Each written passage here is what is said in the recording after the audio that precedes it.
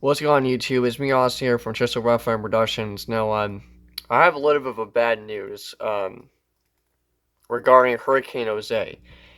It turns out that Jose is not the only one out there. In fact, there are two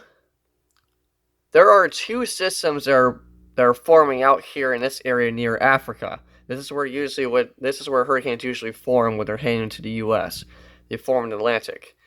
Um, Now, this really kind of concerns me a little bit because we not only have one system that's forming, we have two tropical disturbances forming in the Atlantic. You notice that they're kind of making a counterclockwise forming. These all these things that are moving is the wind speeds. Um, See, we don't have just one, but we have two storm systems forming.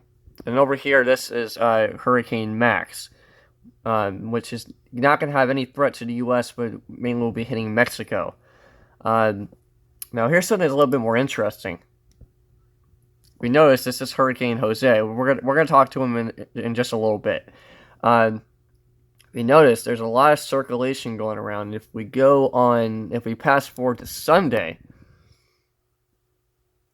you notice that there's rotation going around. So these two have potential to become hurricanes. They're going to be heading westward, and they could potentially impact Florida. But then again, it's way early. It's too early to tell exactly where these two are going to be heading to.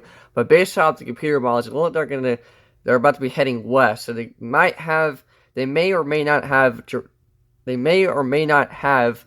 What do you call it? Well, I'm trying to think. They may or may not have a direct threat for the U.S. So now with Jose, there is two possibilities. We notice he's getting very close to the East Coast. I live right there, and I'm definitely gonna be feeling the winds.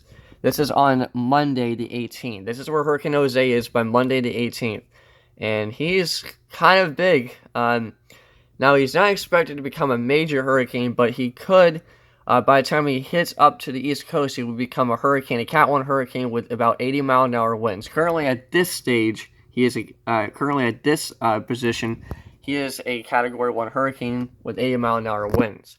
But the question is, the two questions is, the computer models say that he's going to be heading offshore. Some people have said that it's going to make a direct hit on the East Coast. At least that's what the computer models say.